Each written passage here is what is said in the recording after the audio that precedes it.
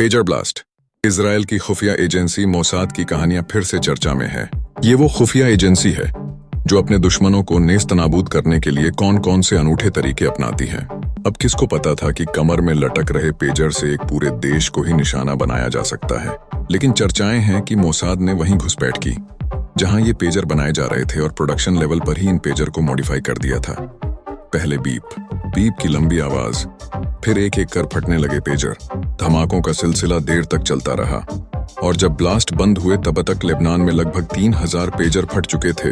Latest जानकारी के अनुसार अब तक 11 लोगों की मौत हो चुकी है और 4000 लोग घायल हो चुके हैं।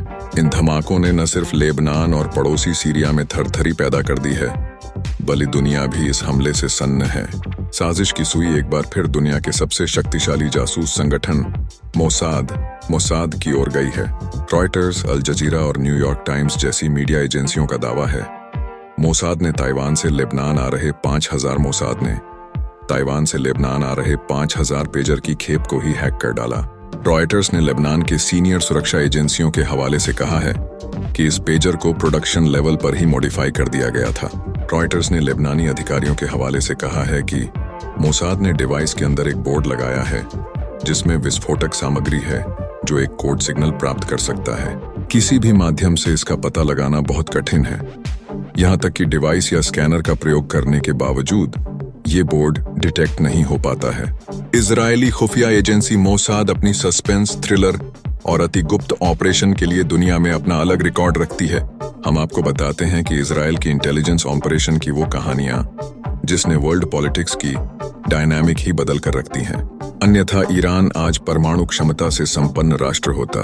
सीरिया ने अपना रिएक्टर बना लिया था, लेकिन कहाँ है कि जहां जहां मोसाद की नजर गई वहां सब कुछ नेस्तानाबूद हो गया।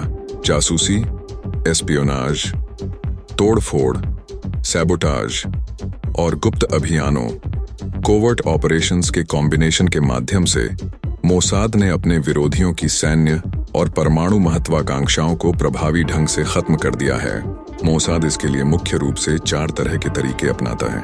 ये तरीके हैं तोड़फोड़, सैबोटाज, दुश्मन के बुनियादी ढांचे को तहस नहस करना, हत्याएं, असैसिनेशंस, दुश्मन के प्रमुख चेहरों को निशाना बनाना, अपहरण, किडनैपिंग्स, हाई टारगेट वाले लक्ष्यों पर कब्जा करना, घुसपैठ, इन्फिल्ट्रेशन, शत्रु संगठनों के भीतर खुफिया जानकारी इकट्ठा करना, ऑपरेशन स्टक्सनेट।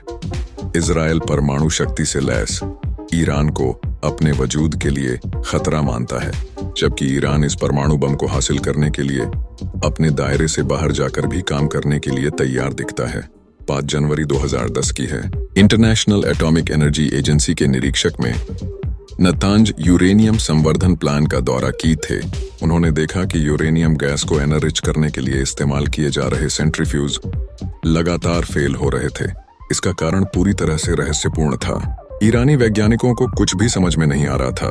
दावा किया गया कि ये सारा प्लान मोसाद का था। दरअसल स्टक्सनेट एक खतरनाक कंप्यूटर वायरस था। इसे मोसाद और अमेरिका की नेशनल सिक्योरिटी एजेंसी ने मिलकर विकसित किया था। इस वायरस ने ईरान के सेंट्रीफ्यूज को फिजिकल डैमेज पहुंचाया। इस वायरस की वजह से सेंट्रीफ्यूज इतनी तेजी से घूमे कि वे नाकाम हो गए। खास बात यह रही कि ये सेंट्रीफ्यूज दिखाने के लिए तो ईरानी वैज्ञानिकों को सामान्य डेटा रिपोर्ट भेज रहे थे।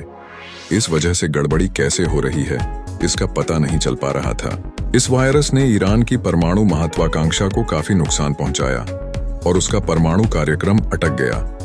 माना जाता है कि इस वायरस ने करीब 1000 सेंट्रीफ्यूज को नुकसान पहुंचाया। सवाल यह है कि इजराइल इस वायरस को अत्यधिक सुरक्षा वाले ईरान के न्यूक्लियर प्लांट में मौजूद कंप्यूटरों प्लांट करने में कैसे सफल हुआ।